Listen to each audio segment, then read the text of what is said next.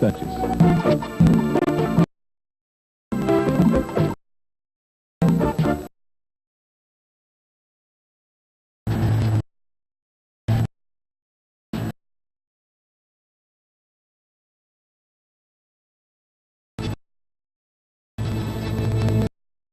Pouco mais de 30 anos, um país começava a ganhar um novo contornos futuristas e uma silhueta mais urbana. O homem começou a ir para a cidade. 60 foram tempos de mudanças.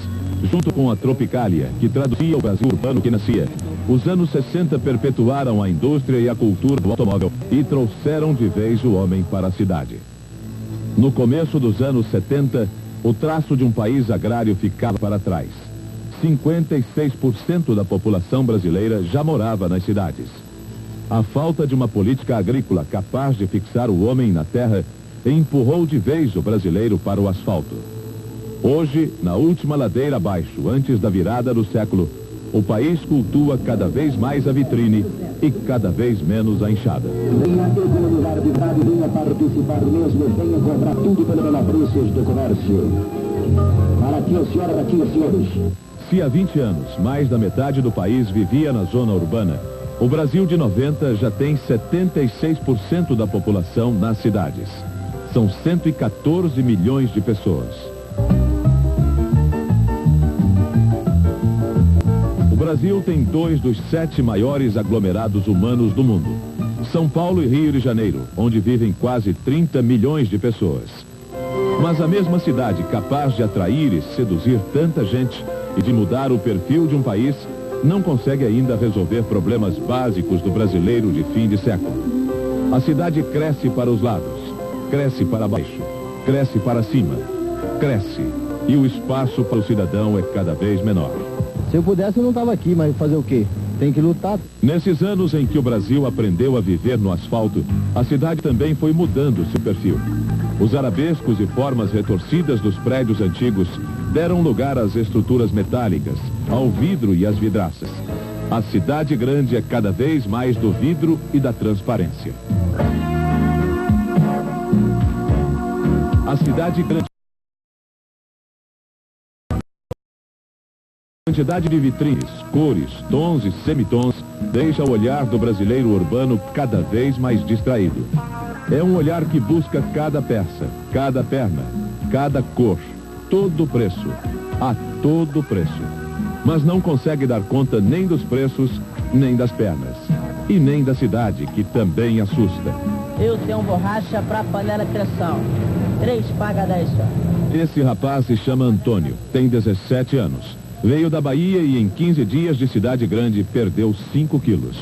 No mês passado, ele vendia borracha para a panela de pressão no centro de São Paulo, enquanto o Brasil lançava um foguete no Maranhão. Por que você veio pra cá? Eu vim pra cá enganado, rapaz. Eu passando na cidade, uma cidade, eu achava bonito, eu digo, vou conhecer essa cidade. Mas quando eu cheguei aqui, eu cheguei num dia, quando eu tivesse dinheiro para voltar no outro dia, eu já tinha voltado, né? Mas depois eu tava sem dinheiro, né? Eu vou trabalhar para ver se eu consigo dinheiro para voltar, né? Eu e mais 2 irmãos pequenos. É na cidade onde as diferenças são mais evidentes. A fome e a ignorância estão por toda parte.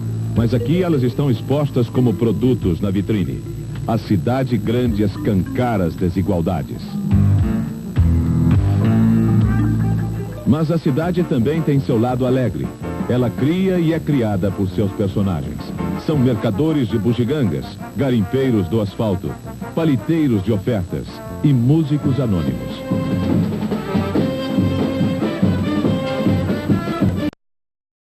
Namorados, engolidores de fogo e gente com pressa. O menino com sanduíche para o homem sem tempo. E o nosso repórter sem tempo... Boa tarde, por gentileza. Eu tô com um pouquinho de pressa. Obrigada. A cidade tem pressa. O fim de século vira se torna cada vez mais urbano.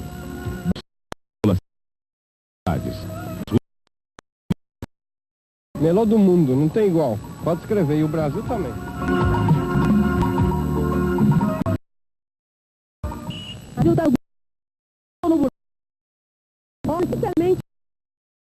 Pior se descobrir areia moedista, né? É isso que eu vi, que eu não assinei. A seguir, o que existe mata o céu.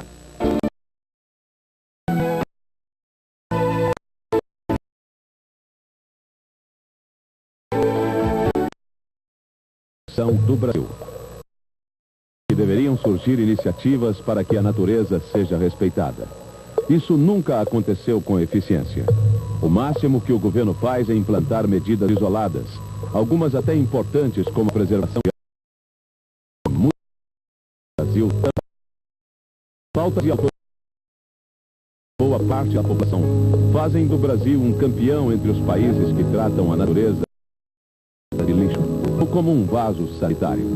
Mais da metade das áreas onde o esgoto corre a céu aberto, nenhum tratamento. Eu já também. Ainda tudo já teve doença por aqui. Poluído por aqui, eu não se importa mais não. O governo que despejam detritos nos rios perdeu o controle da poluição provocada pelo garimpo irresponsável.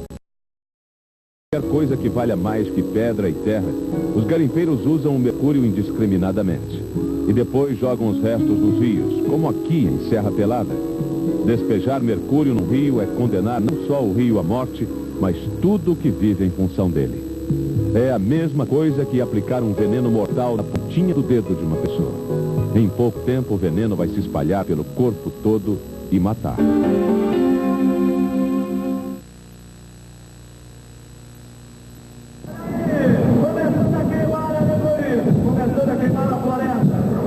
O Carnaval denuncia. Nossas florestas estão queimando. A denúncia não funciona. Nossas florestas continuam pegando fogo. Mais e mais. No interior do Acre, estas cenas são comuns. Para criar gado, o fazendeiro queima e mata. Depois do fogo, só nasce capim aqui. E com pouca cobertura, a terra queimada vira areia.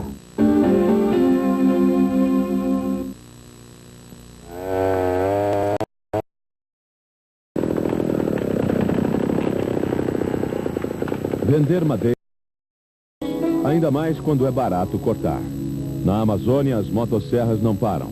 E não há preocupação dos donos da terra em replantar nada, só em vender, mais e mais.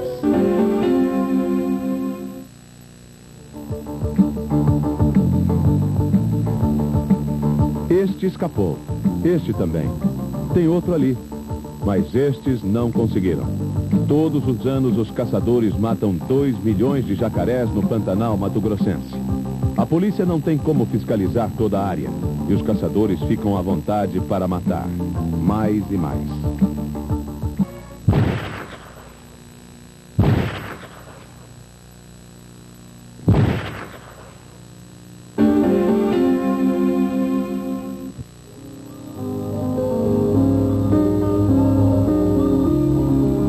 Mas o Brasil, do mau exemplo ambiental, já aprendeu alguns caminhos para viver em paz com a natureza.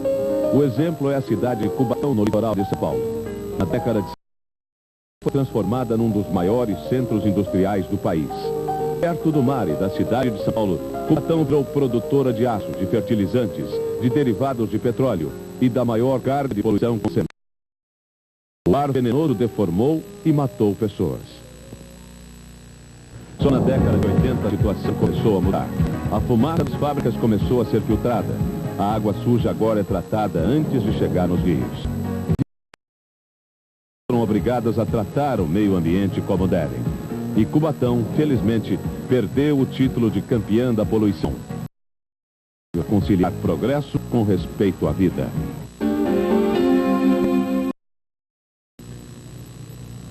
As autoridades brasileiras costumam dizer que em outros países, como os Estados Unidos, a devastação começou antes que aqui e já consumiu quase tudo que a natureza construiu.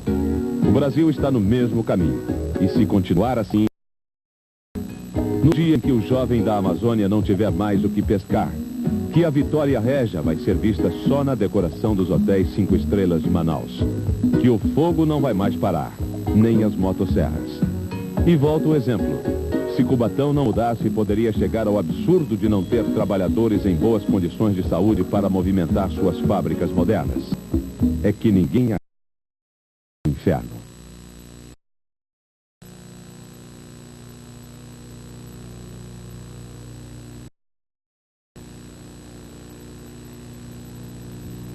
você pode usar o chá da quixaba, que é a minha café que cura pai. Só um minutinho. Aqui é o nosso Brasil amado. O Brasil independente pela poder da providência divina. Tem sua liberdade como um gigante. É assim. Responda rápido. Qual foi a última vez que você olhou para o céu da sua boca? Responda de novo. Além da poluição, o que é que tem no céu de São Paulo?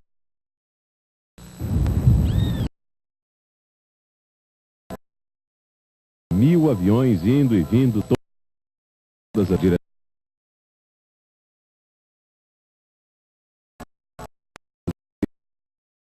Imagens, sons saindo e chegando.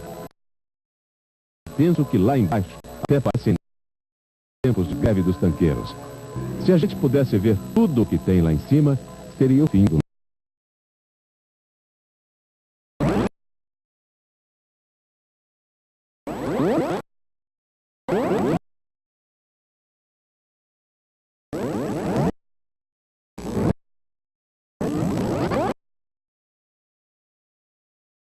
A gente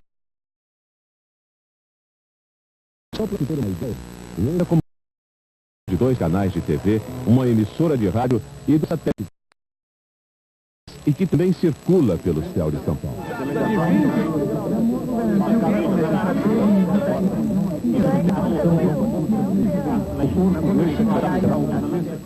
Os prédios de São Paulo espremem a gente cada vez mais.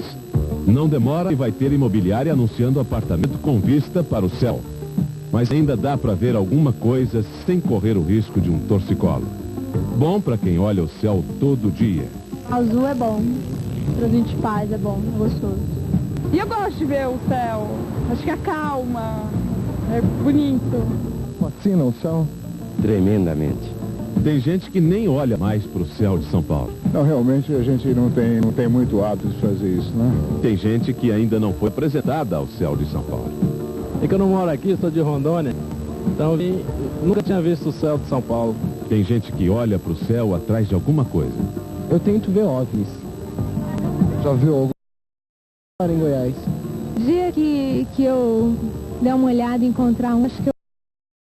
E tem gente que ganha a vida mais perto do céu que os outros.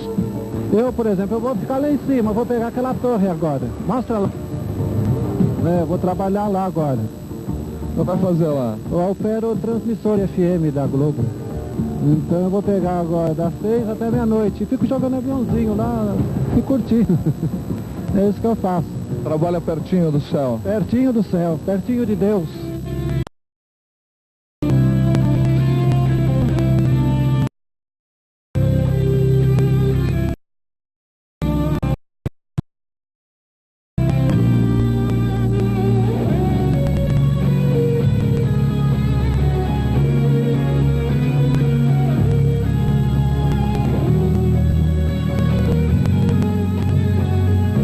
Praça Castro Alves é do comandante.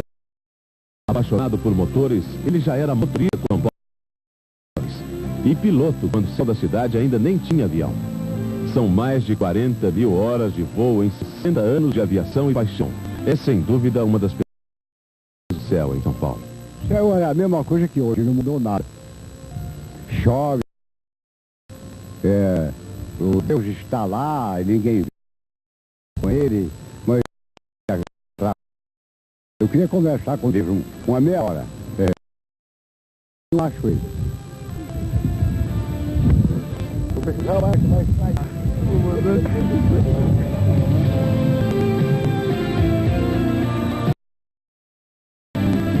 Cada um sente o que quiser ao olhar ou não olhar para o céu. Dá até para escolher entre a verdade e o brilho de dia e a noite. E para uma cidade que é quase do tamanho do céu, uma verdade: o céu não é igual para todos.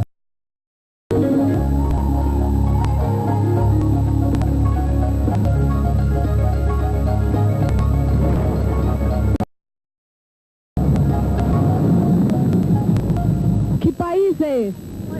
Aí falando aí, Brasil. O que é o Brasil pra você? é uma unidade.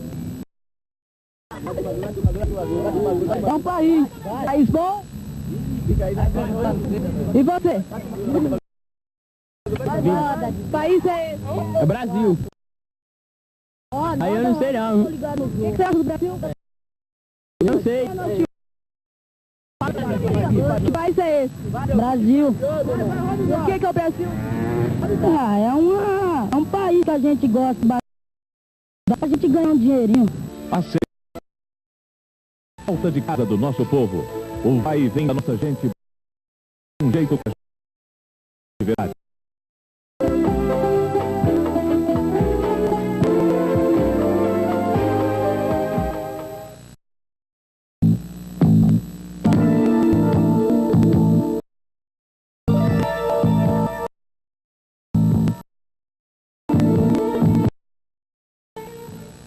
Se o senhor ganhasse na loto, o que o senhor faria?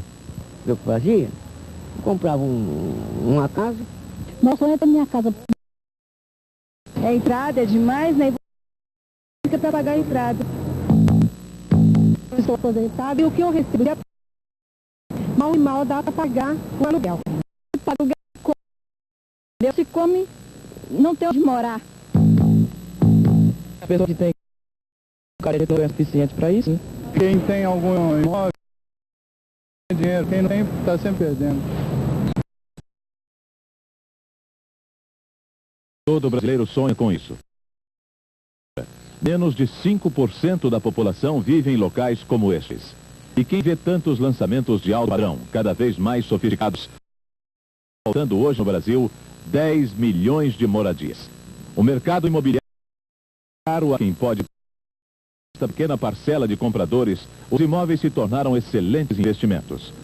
Segundo pesquisa da Lopes Consultoria, quem aplicou no setor de junho de 88 a junho de 89 teve um ganho de 9% sobre a inflação. Mais que o over, o ouro e... Mas para a classe média, ficou cada vez... Um apartamento, qualquer tipo de moradia está caríssimo. A verdade é que o brasileiro passou a ganhar pouco em relação ao... Outra causa do déficit de moradia financeiro da habitação. Cerca de 5 milhões de imóveis até a Econômica Federal passou a garantir os financiamentos, mas com uma série de restrições. Atualmente, quem ganha menos de 10 salários mínimos não pode... Para que os são poucas. Com a queda dos depósitos na poupança pelas construtoras. E aí começa a crise do aluguel. Tá dando pra Tá tudo muito caro. Uma loucura. Esta é a melhor definição para o mercado de locação no país. Os proprietários reclamam que com a inflação os aluguéis estão defasados. Os seguem beiram os 1000% para os contratos semestrais e 10.000% para os anuais. O mercado aumenta a cada dia. Mesmo assim, não quer mais saber de alugar. Para manter o classe média está sendo forçada por casas. E quem ocupava estes bairros mais afastados foi empurrado para a periferia, para submoradias. É só quarto e cama e cozinha. Cama e... Aqui eu tô de viaduto.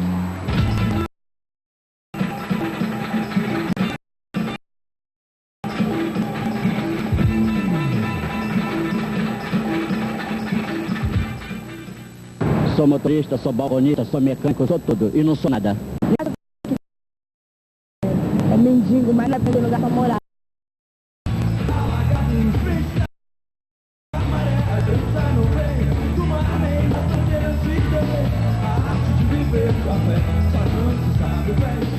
Nas 26 capitais brasileiras existem hoje mais de 5 mil delas, onde vivem 13 milhões da população. Metade da... A favela da Rocinha, maior que muitas cidades do interior, é internacionalmente famosa como um símbolo do contraste brasileiro, com seus barracos amontoados em meio à paisagem do luxuoso bairro de São Conrado. Mas elas estão em todos os pontos do país, equilibradas, boiando sobre os rios, ocupando todas as áreas nas grandes... Um retrato miserável do país do futuro. A moradia da gente enterrado tudo, só madeira, caindo os pedaços. A única esperança para quem vive nas favelas é através dos planos do governo. Mas não é fácil. Aqui também a procura. O sistema está bem difícil, a gente tem que vir nessa cultura, né? Se depositaram tantas esperanças foi a que botou a pá e cal no programa habitacional. O programa e ficou em condição muito pior no atual governo. Não há investimento que promova mais rapidamente e melhor a economia do Brasil. Investimento na casa própria. Primeiro, porque resolve um problema de natureza social gravíssimo. Segundo, porque resolve a eficiência nacional, portanto, da economia nacional, no prazo. Em terceiro lugar, porque é uma atividade geradora de empregos e, gerando empregos, distribui a economia, gera capacidade aquisitiva, consumo interno da própria indústria, a indústria produzindo vai ser geradora. O governo, enfim, recebe por uma porta aquilo que gasta na outra. Tem uma palavra para definir o Brasil? Bagunça. É o país da loucura. Tá uma loucura esse país, né? Não tem... Como você define o Brasil? Bagunçado, mas eu acho que ainda tem jeito. Se todo mundo cooperar...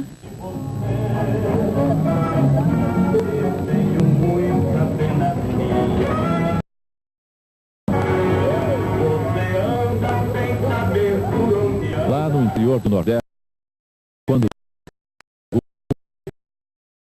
o só pode fazer duas coisas: ir embora ou esperar a seca passar.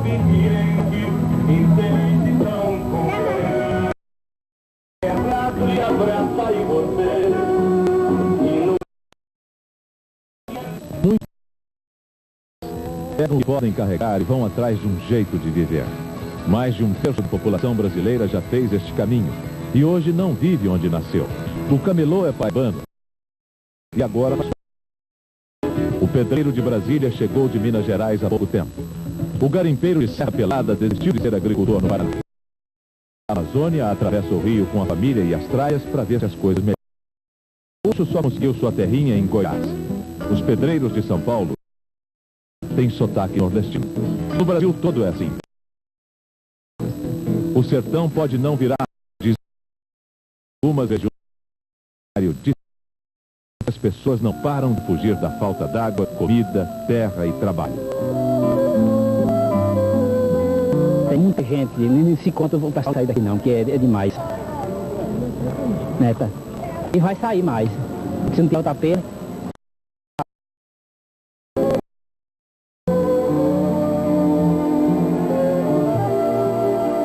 Eu tenho muita vontade de sair daqui, que ninguém pode ficar morrendo de fome e de sede.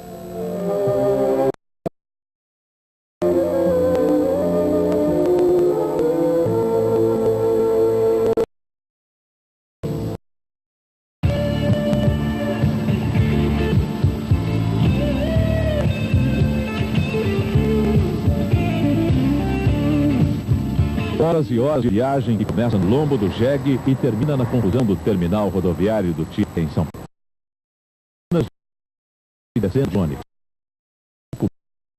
História parecida para todos. A primeira parte da história de José, a mulher e os dois filhos que também deixaram é assim. Se vai exportar a cana, não ganha dinheiro. Se não se ganha dinheiro. E vem embora. Um vizinho deu uma galinha, outro vizinho deu um frango, nós matemos, viemos comendo e pronto. Vai pra casa de quem? Não conhecido.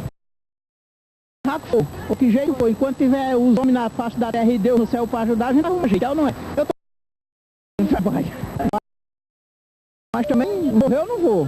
Tem que ficar do jeito que trato pior do que eu vim é que eu não volto. Do jeito que Deus quiser eu tenho que ficar.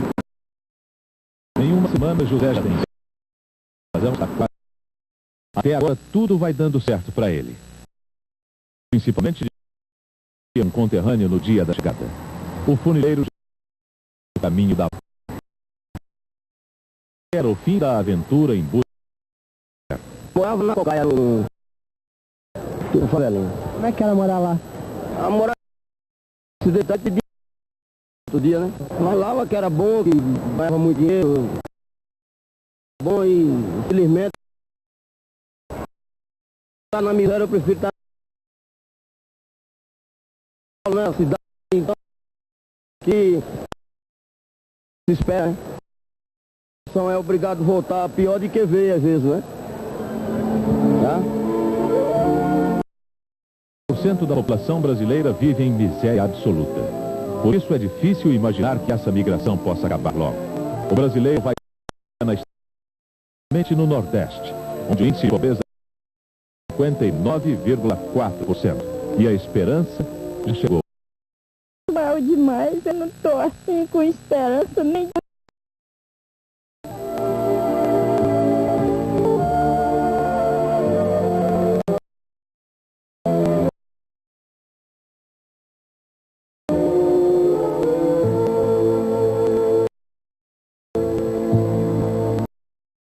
Brasil hoje, em poucas palavras? Em péssimas condições.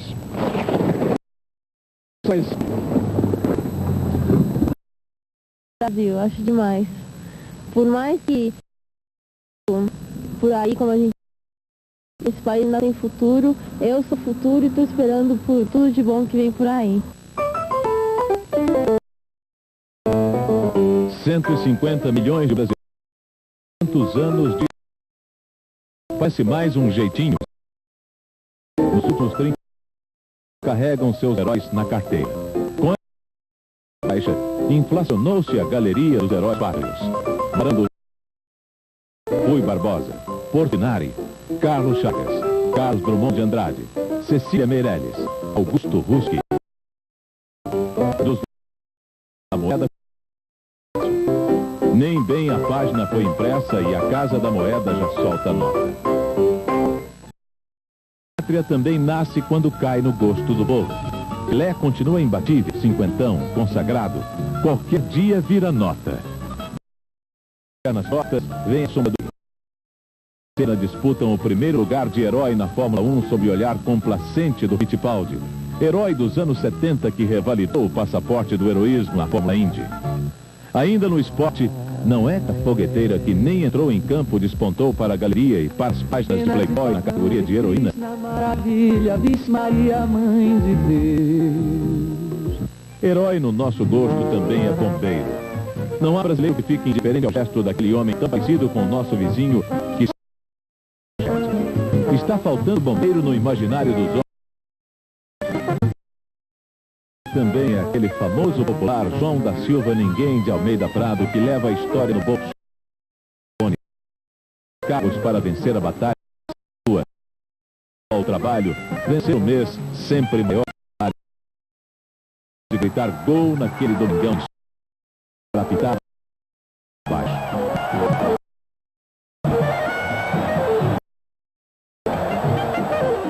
Herói do Brasil tem cara de todo mundo. Fora dos padrões de beleza pode ser herói. E ainda mais funcionário do tempo que sobra. Dá para acreditar. Diferente, heroísmo é acreditar em este gordinho acredita. Ele chega de helicóptero nos lugares mais esquisitos para levar a ilusão tão europeia e racial do Papai Noel para milhares de crianças que sem futuro precisam acreditar no amanhã. Em 88, desce acenar para as crianças. Veja bem a cena. Papai Noel, ciente do seu papel, não vê a hélice que decepa fez de... Papai Noel finge que não sabe a mão ferida e segue até encontrar socorro. As crianças continuam. Chegou. O herói segue seu caminho. Ficou no anonimato o personagem, não o gesto. Como é que foi na hora assim? Como é que foi a sua reação? Força as crianças aquilo, porque eles acham que o Papai Noel é uma coisa, né, mística, que não sofre acidente, não acontece nada com o Papai Noel, né? Então eu não queria passar aquilo para as crianças, elas sentirem, elas terem aquele, como eu já falei, faz parte da criação.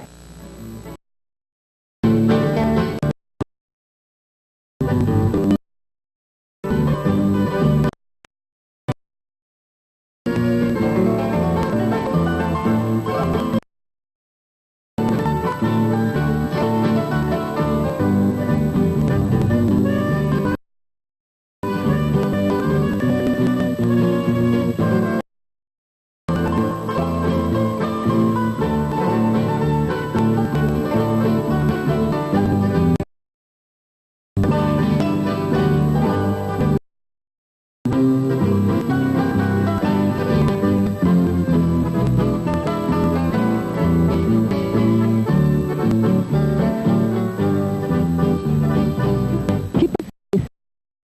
boa pergunta, viu? Já houve essa pergunta uma vez, que país é esse? Nem quem perguntou soube responder. A vida de quem sofre com a inflação e a nem sempre doce vida noturna.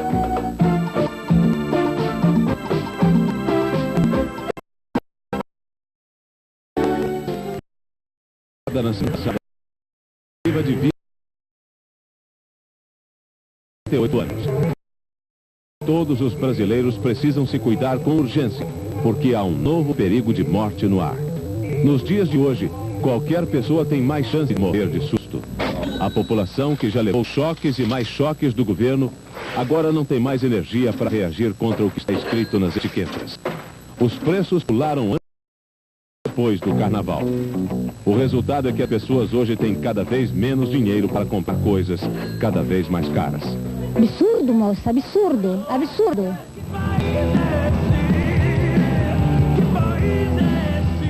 Ainda confunde esses absurdos todos. E não é só. Há 2 anos, por exemplo, o preço do motor novo de um carro pequeno era 1.000 cruzados. Hoje esse dinheiro não enche um tanque de gasolina. Por falar nisso, alguém consegue lembrar quantas vezes a gasolina subiu de 1º de janeiro até 2 de maio? 8 segundos para a resposta. Bye, bye. Bye, bye. Bye, bye. Bye, bye. Bye. Bye, bye. Bye, bye. Quem respondeu 2 aumentos, errou. Não deve ter carro. Quem respondeu deve ter carro, mas não abastece mais por causa do preço. É claro. Foram 6 aumentos que levaram o preço de 1 litro de gasolina de 6,12 para 24,10 em 60 dias. Desse jeito, não vai demorar quase nada para que o preço do cafezinho alcance do quilo do café, nesta Olimpíada cheia de recordes da inflação Sarney. O do pãozinho da farinha de trigo há 2 meses.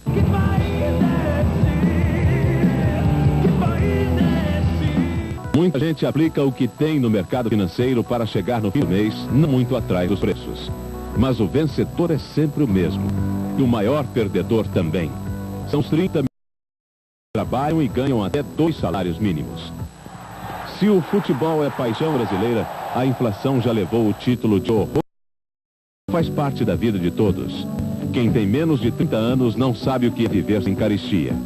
E as crianças de hoje crescem com a inflação.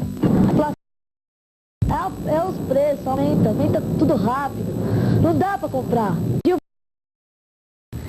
Daí, né, é 5 cruzados. Eu dei jura, claro, fez que eu sou o quê? Agora ouça uma definição bem brasileira de inflação. É um aumento dos preços todo dia, todo dia, todo dia.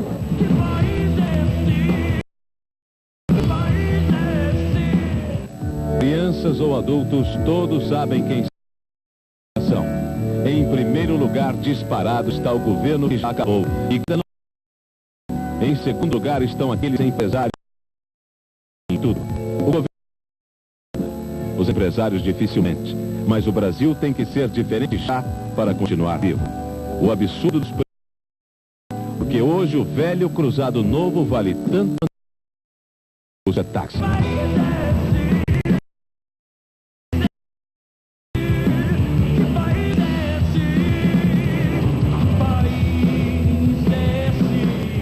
Que país é esse? Esse é um país... Minha terra? País ou colônia? Uma terra muito boa.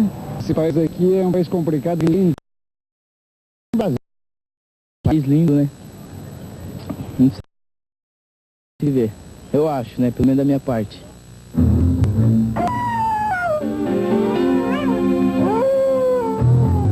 Quando a lua clareia este lado da América, o Brasil dá um jeito para que a noite, em vez de treva, seja apenas...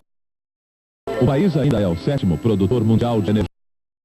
A falta de investimentos no setor já aponta para um racionamento dentro de 4, 5 anos. E eu não volta às... iluminado, criando e recriando as 12 horas em que o Brasil fica às escuras, mas não para. É na noite iluminada que o país se cria modos de vida e envolve namorados. São personagens da sombra, criaturas da noite.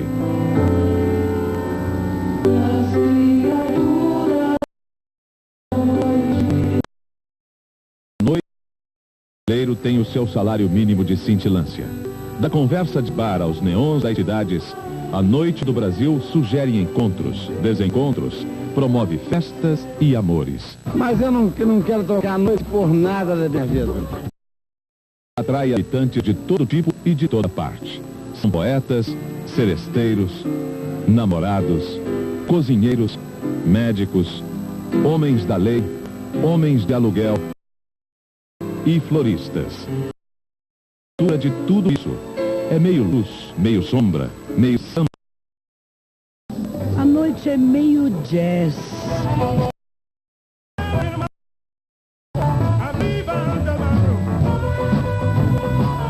Nas mesas e balcões do Brasil, os brasileiros que podem noite do de comprar. Nas ruas e avenidas mal iluminadas, os brasileiros pedem e esperam um dia talvez. Os brasileiros à noite dão flores com mais facilidade. Falam mais de perto, bebem mais, cantam mais.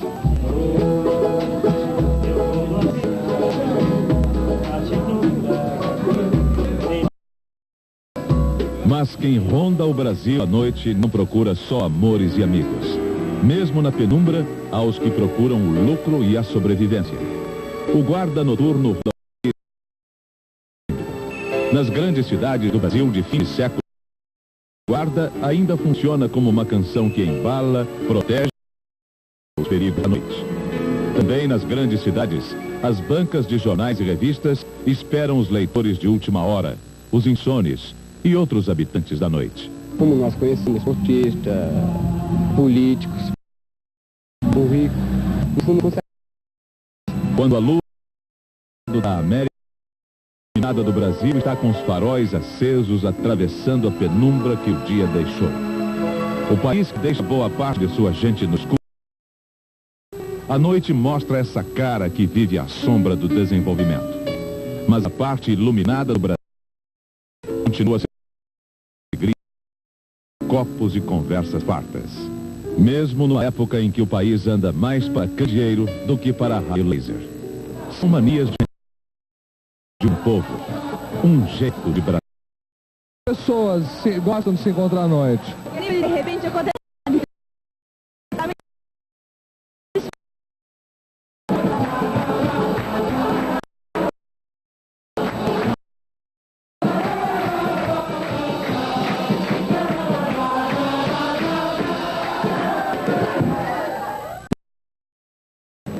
Sabe que eu estou em definição, não sei que país é. Eu tenho 70 anos e ainda não sei que país é esse aqui. Assista amanhã, neste mesmo horário, o segundo programa da série Um Jeito de Brasil.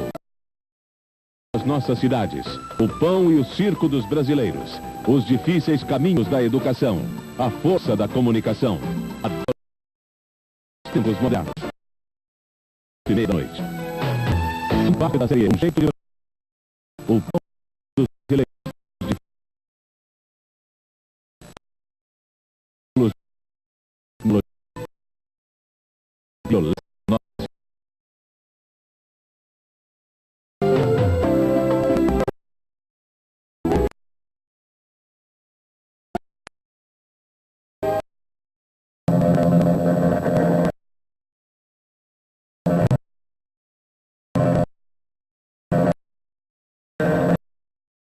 Violência de século XX está no velho dos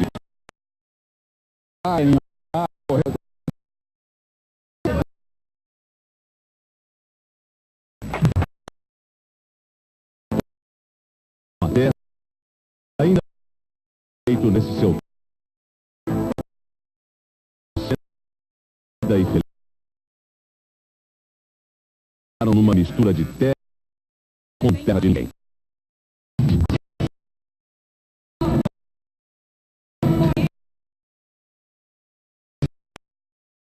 Aprendeu a viver com um contraste. Os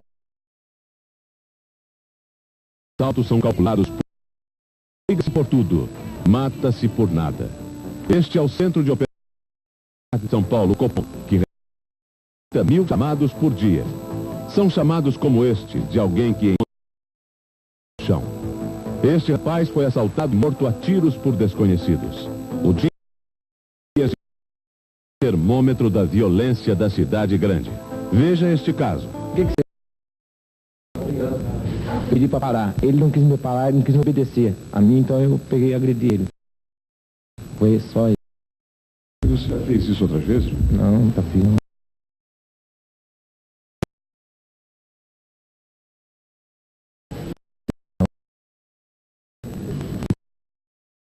Essa agressão, às vezes, da parte dele, ele acha que porque se ele não fizesse, os outros iam fazer. A nossa equipe de reportagem também sentiu na pele o que é viver cara a cara com a violência. Na mesma semana, foi roubada 3 vezes no Rio. No hotel onde ela estava hospedada, primeiro roubaram a aliança de um dos membros da equipe. No dia seguinte, a perua do hotel que levava roupas dos hóspedes para a lavanderia. E junto com a perua, foram algumas roupas da equipe. No terceiro dia, roubaram dinheiro e documentos do nosso carro de reportagem que estava parado numa rua movimentada da zona sul do Rio, a 50 metros PM.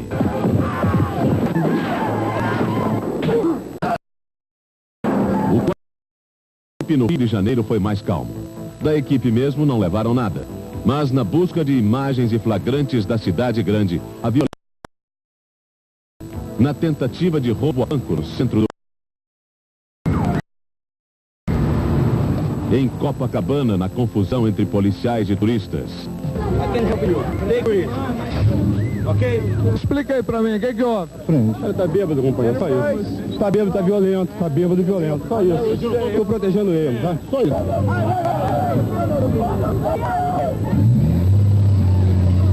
Aí depois não tem turista, Brasil perder. Brasil quer perder. Gringo não perde, Brasil quer perder. Agora na tentativa de assalto a mais um hotel na Zona Sul. Aconteceu o seguinte, uma coisa muito habitual no Rio, São Paulo, Nova York, etc. Eu estava na 5 de julho em Copacabana e chegaram 5 rapazes de bicicleta e roubaram meu carro. Não o carro, o que tinha dentro. Carne, pão, rádio, toca-fita. Num espaço de 1 minuto eu vim correndo atrás deles. Vim ver. Não tô chegando, a polícia também está chegando, porque o já estavam aqui tentando assaltar o hotel. Já chegou aqui e saiu o tiroteio. E foram embora de bicicleta. Aqui está se roubando. Como é que soube essa violência aqui no Rio? A violência no Rio? Eu acho que está sob controle. O Brasil entra na última década do século XX com um desafio pela frente. O fardo pesado da violência urbana que transforma o país na terra de ninguém e do calibre 38.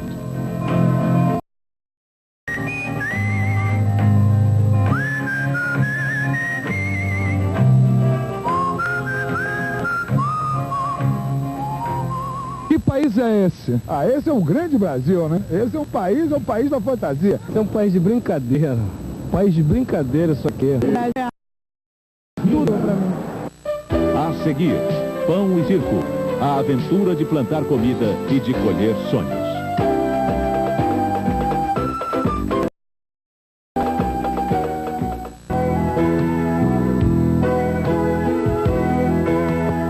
Todo ano é assim. O governo anuncia que mais uma super safra está chegando. É mais um recorde. Mas o recorde de hoje poderia ser a marca de 10 anos atrás. É isso mesmo. O Brasil tem 10 anos de atraso no processo de modernização do campo em relação a outros países. O governo tem cada vez menos dinheiro para financiar. O resultado disso tudo é uma outra verdade que fica escondida nos números recordistas. A safra cresce porque os agricultores aumentam a cada ano a produtividade da terra, usando dinheiro próprio e tecnologia nova. Mas se o governo fizesse mais pesquisas, se ajudasse o agricultor que não tem como começar, e fizesse uma reforma agrária, a realidade do campo seria outra. No Brasil inteiro, os agricultores, grandes e pequenos, só pedem uma coisa: seriedade do governo com uma política agrícola de regras definidas, que nunca existiu. É sujeito às trovoadas e tempestades da economia e o Brasil produz bem menos do que poderia. O principal hoje seria cuidar da agricultura.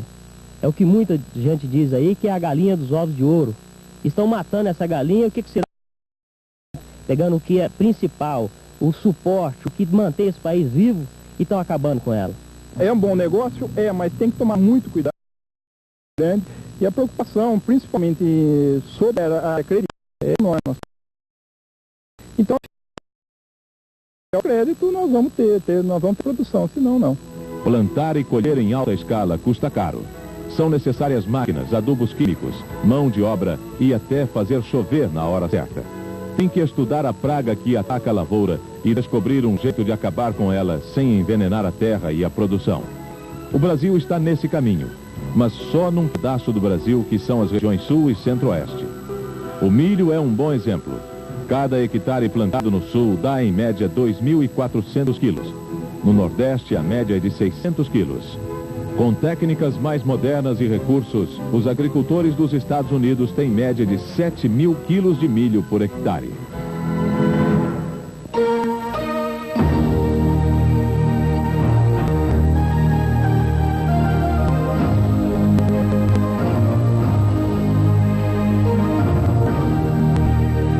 Este é o Cerrado brasileiro. Há 20 anos o governo financiou projetos, facilitou a vinda de agricultores para cá e transformou o nada numa das principais regiões produtoras de alimentos do país. Com crédito, muito trabalho, o Cerrado tem de tudo. É um verdadeiro banquete. Feijão, café, ervilha, lentilha, trigo, grão de bico, cebola, mostarda, tomate, pecuária. Isso aqui antigamente era uma campina, isso aqui não existia quase nada, era um pau aqui, outro ali. Se o agricultor brasileiro tiver apoio por parte que tem alimentos certos, eu acredito que isso aqui é só o início. Isso aqui é uma coisa que tem muito futuro. Eu acho que não é só para o Cerrado, eu acho que é para o Brasil, para o nosso país, precisa uma política definida. Nós precisamos saber, quando nós pegamos dinheiro do banco, emprestado para plantar, nós precisamos saber a taxa de juros que nós vamos pagar. E ao mesmo tempo que a mesma taxa que nós pagamos, tem que ser a taxa do nosso preço mínimo, do nosso produto. Até o final. Como todo o processo produtivo nacional, o crescimento da agropecuária do Brasil 10 anos, a metade do que foi na década de 70. Para voltar a crescer como o Brasil precisa, o governo tem que investir, financiar, pesquisar, tem que aplicar na produção. Só uma super safra recorde pode resolver a super fome do brasileiro e ajudar o país a trazer dólares para cá. Esta é porque o agricultor já faz a sua parte.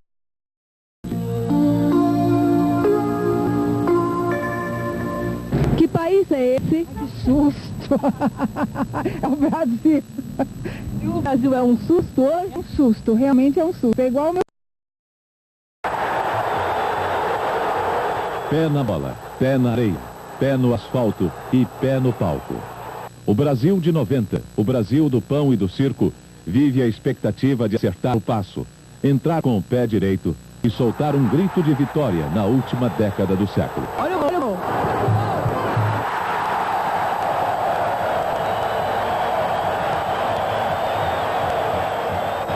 Mesmo faltando pão, o brasileiro promove e se farta cada vez mais do circo, da diversão. Não é à toa que lá fora o Brasil também é conhecido como exportador de alegrias.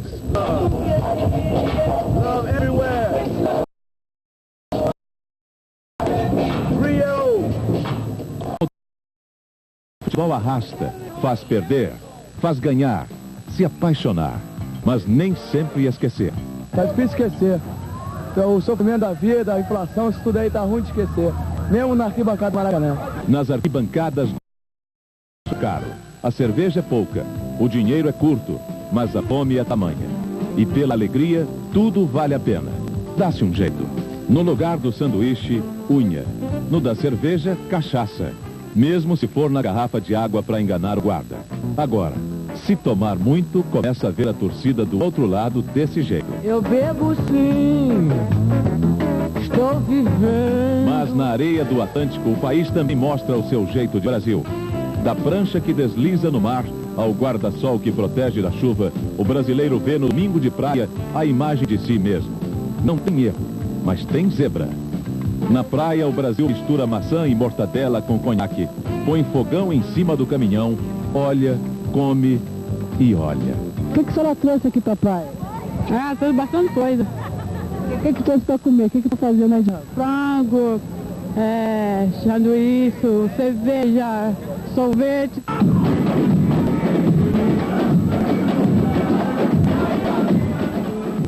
Em fevereiro tem carnaval. Tinha fusca e tinha pão, mas ainda tem violão. Nas quadras e passarelas do samba, o Brasil se despe e mostra sua cara nas alegorias e adereços.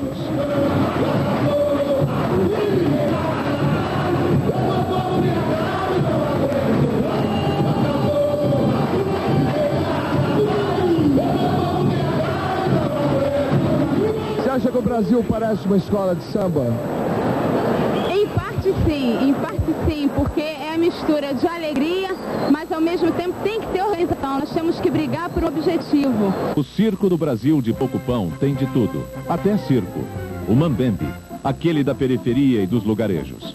O circo da Dona Maria, que de dia cuida da vida e de noite alegra dos outros. O circo do Seu José, 30 anos palhaço. Hoje só ator coadjuvante, mas sem perder a esperança. Todos num picadeiro melhor. Otimista ainda em relação ao futuro do povo. Eu queria voltar 30 anos atrás, eu queria começar tudo de novo. Eu queria arranjar, fazer uns 10 filhos e começar a ensinar. Morri feliz. O circo é muito bom, né? A gente tem que fazer o que gosta, né?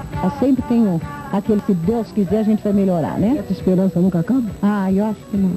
Eu acho que não. Pra gente acabar com ela, só quando não existir mais criança, né?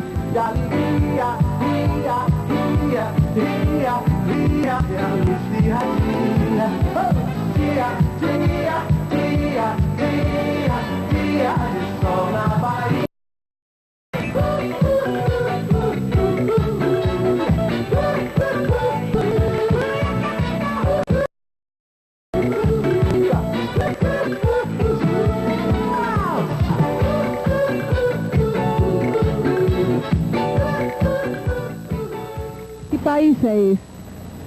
Pô, sabe que eu queria estar na Inglaterra agora. Que país que nem esse, mas não acha outro não. Penso eu. Eu conheço os 3. Nunca. O Brasil, na minha opinião, é o melhor país do mundo, porque qualquer estrangeiro que chega aqui, nunca mais ele quer sair. Very nice. Very good. Seguir a via sacra dos problemas de educação, da alfabetização ao canudo universitário. Mais os caminhos da nossa imprensa, rádio e TV.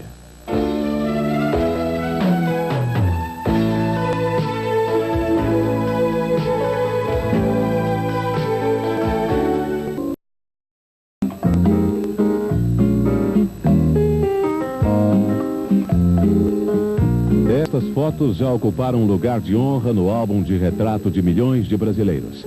Cada geração registrava com orgulho sua passagem pela escola pública como atestado de formação cultural sólida e escolarização perfeita. Bons tempos aqueles.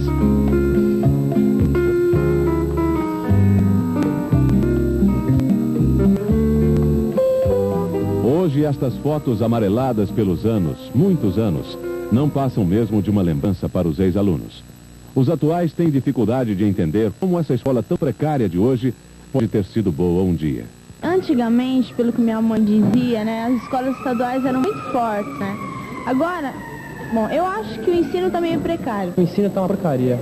Muito mal, é uma decadência total, sinceramente, uma droga.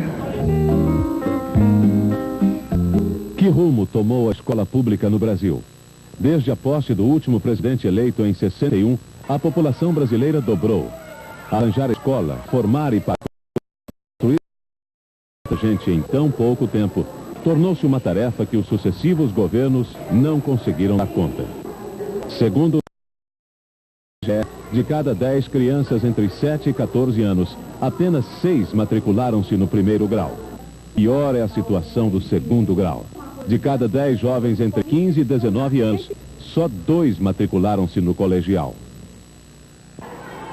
Mesmo para aqueles a quem o governo conseguiu dar uma vaga, a situação não é melhor. Em partes do Brasil, os alunos não passam mais do que 2 horas por dia na escola.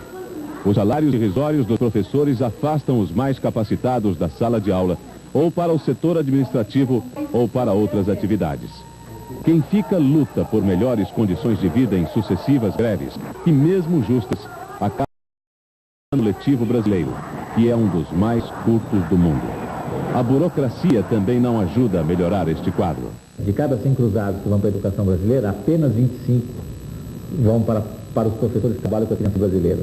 Os outros 75 são usados que não trabalham com as crianças. Nós temos que reverter. Nós temos mais professores que não ganham sequer um salário mínimo. O salário mínimo vai ter condições de entrar na sala de aula e vai transmitir para as crianças que estão na frente que ele está com disposição para ensinar aquelas crianças, que ele está feliz, ele vai trazer otimismo para aquela criança, se ele sabe que tudo está ruim na vida dele. Quando eu comecei, eu saí da USP há uns 20 anos atrás e era muito bom ser professor. Sabe, dava pra gente, tipo, comprar um carro do ano, era possível ir a um teatro, era possível fazer uma assinatura de uma revista, era possível fazer assinatura de um jornal. Hoje em dia o professor não faz mais isso. Ele não tem mais como fazer isso. Eu não tenho coragem de chegar para um filho meu e incentivá-lo a ser professor. E ninguém tem. Quem está vivendo a realidade atual não faz isso. Ainda que mal se comparadas aos alunos. O trabalho forçado para ajudar a manutenção de milhares de crianças todos os anos dos bancos escolares. Milhões chegam subnutridas, com capacidade de aprendizagem já comprometida. Existe futuro para a escola pública no Brasil? Para se resolver o problema da qualidade do ensino da escola pública, é preciso que os governantes assumam definitivamente a educação como prioridade na sociedade. Tanto educação, saúde e outras um conjunto da população, as necessidades básicas da população. Enquanto isso não acontecer, muito dificilmente nós vamos resolver esse problema que é central na sociedade, que é um ensino público de boa qualidade.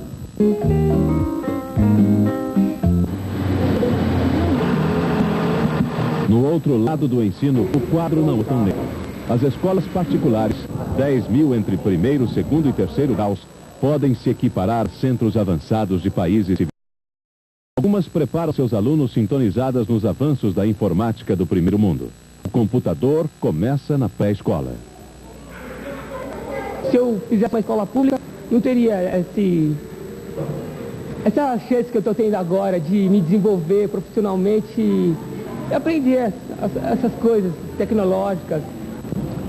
Quando você conversa com seus amigos que estudam em escola pública, você sente muita diferença? Fica meio constrangedor até assim, porque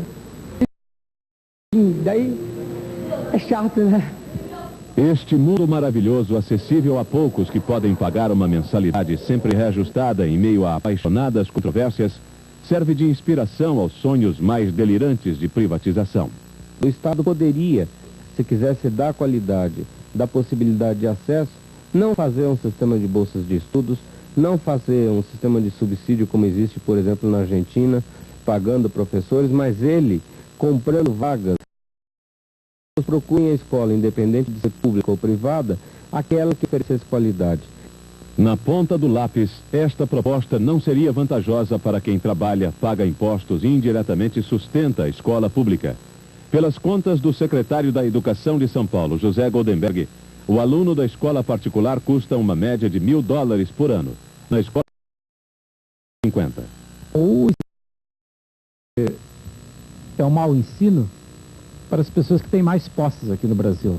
Para a população de baixa renda, ele é um excelente ensino. É o único que existe e que permite que, efetivamente, a pessoa receba do governo, gratuitamente, uma educação que cobre pelo menos do primeiro ao quarto ano primário. Agora, do ponto de vista das pessoas que têm mais recursos, efetivamente o ensino público não serve, porque não permite a uma pessoa que vá à escola pública entrar na universidade. E para isso, então, a solução é ir para uma escola privada, cara, e que dá um treinamento melhor, que permite entrar numa das grandes universidades do país. É o que a população sem alternativas vem tentando fazer.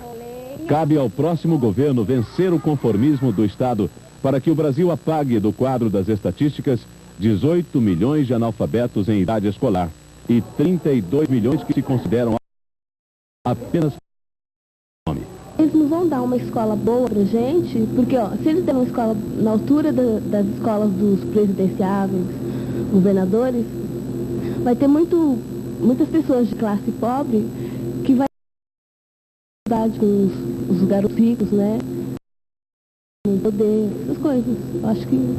Você acha que essa questão da escola pública é social? É, eu acho que sim, um pouco sim, viu? É difícil, né, entender o pessoal, porque eles vêm falando vai fazer, mas ninguém nunca arruma nada, ninguém faz nada. Eu acho que é assim. Que país é esse? Brasil. Brasil. E o que é o Brasil? O que é o Brasil? Nada. Acho nada. É um país que está querendo acertar. Que país é esse? Uma maravilha de país. Gente boa. E essa inflação? E essa inflação como fica? Essa inflação? Essa inflação é problema dos homens, não é problema do país. Atenção, emissora, 5 segundos para o próximo programa.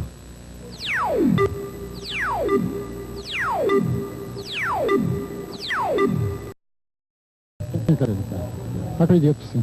Acredito em parte. O país, que tem mais de 24 milhões de analfabetos, tem também mais de 1.700 jornais e 200 revistas penduradas todo dia nas bancas do Brasil. O sol nas bancas de revista me enche de alegria e preguiça sem ler tanta notícia. Sem lenço, sem documento e sem dinheiro, são poucos os brasileiros que leem tanta notícia. Numa época em que o bife do jantar já fica mais caro no almoço do dia seguinte, sobra muito pouco ou quase nada para a formação. A senhora costuma comprar jornal? Só os domingos. Mas afinal, quem lê tanta notícia? Para começo de conversa, é um brasileiro que tem poder aquisitivo para comprar jornais regularmente. Infelizmente, pela situação econômica e pelo grau de educação, pelo nível de educação alcançado pelo Brasil, não são muitos os brasileiros assim. É também um brasileiro que geralmente tem formação universitária. Ele tem entre 25 e 40 anos de idade e se interessa por política e economia. Isso é, resumidamente, o perfil do leitor de jornal. O mesmo contraste de um país que a imprensa estampa nas suas páginas acontece dentro das redações. A imprensa se moderniza cada vez mais. Agora são os computadores que já começam a imprimir verdades e mentiras do cidadão. A imprensa do país do contraste tem computador em redação e milhões de pessoas ligadas num veículo consagrado há mais de 50 anos. No ar, para quem não... A informação que ainda hoje é a que chega mais rápido na aldeia. 7 horas e 28 minutos. Todo dia, as 2.700 estações de rádio do Brasil tire informar milhões de brasileiros. Não há dúvidas que ele pobre, ele alcança muito mais as massas brasileiras, não é? Afinal, o Brasil é um país pobre. Então, eu acredito que a potencialidade do rádio é muito grande. Como você tem mais de 2.000 emissoras de rádio espalhadas pelo país, fica difícil você colocar um dentel em cima de cada uma delas, fazendo uma fiscalização rigorosa. Então, o rádio ainda é o veículo de comunicação mais livre. Mas o rádio não é só informação. Ainda hoje ele é o companheiro diário de muita gente. De gente que vê nos comunicadores a imagem de um Brasil popular. É que no rádio a gente não se preocupa muito com a imagem. E as pessoas não se imaginam em casa da maneira como diz porque eu sou aquele homem de 1,90 m, com a cara... Acredite se quiser, bichinho. Mas eu acho que essa imagem será revelada porque o pessoal da televisão está aqui nos filmando. Eu já pedi a Bárbara que trouxesse o pente para puxar os cachos para frente. Agora nós vamos ver, Saré. A rádio dá informações de tempos de crise e prêmios em época de vacas. E o prêmio que você leva, 3 quilos de carne. Mas é através desse aparelho que você tem à sua frente e a maioria dos brasileiros recebe a redação do Jornal Nacional no Brasil. Às 8 da noite, de cada 10 brasileiros que estão com a TV ligada, 6 estão... Quando você escreve, você acha que está mais informando ou, de certa forma, também está formando, fazendo a cabeça das pessoas? Bom, na Rede Globo nós temos vários tipos de programas jornalísticos. No Jornal Nacional, especificamente, a nossa missão é informar. O ideal seria que a gente estivesse informando. Agora, de uma forma ou de outra, você acaba formando opinião. O telejornal é um formador de opinião por excelência. Agora, essa opinião não é necessariamente a minha. Aliás, não é de forma alguma a minha ou de qualquer outro apresentador de telejornal. A gente está trabalhando com o aspecto editorial de uma empresa. E isso acontece em todas as empresas.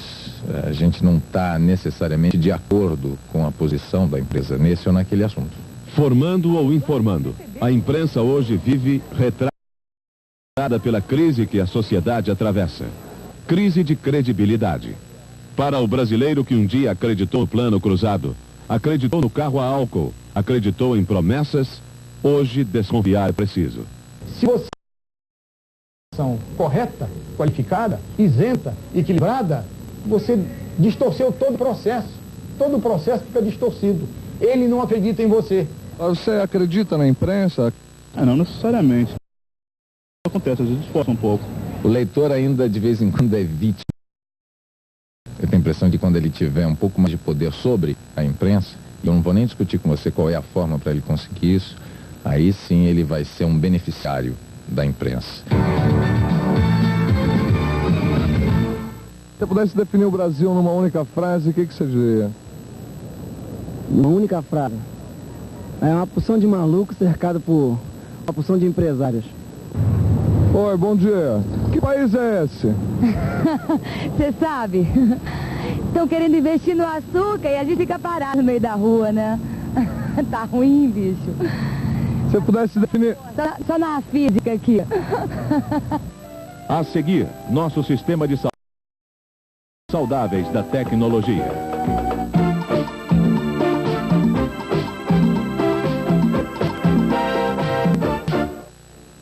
De quem não pode pagar pela assistência médica, até as palavras têm outro significado.